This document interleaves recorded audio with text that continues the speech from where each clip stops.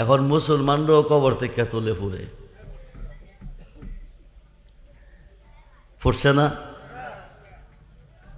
এক পাগলটার নাম হলো নুরা পাগলা। বিচারের মালিককে দাফন করা হচ্ছে তাকে কবরে, মুনকার নেকির তার থেকে সব সোয়াল নিছে। ভালো হলে ভালো, খারাপ হলে ভালো, খারাপ বিচার করবে আল্লাহ, কিন্তু আল্লাহর উপর বিশ্বাস নাই। তারে কবর থেকে তুলে রোডের মধ্যে ফালাইয়া পেট্রোল দিয়ে আগুন দিয়ে পড়ছে। যারা ফুটছে তারা কি হিন্দু? কি আপনারা কি? হেরাও মাজারে গা সিন্নি হাই, হেরাও মুসলমান, আর মন্দিরে গিয়া প্রসাদ খায় হেরাও দুই মুসলমানের ব্যবধান কতটুক? কি দিয়া খোদাকে খুশি করবেন?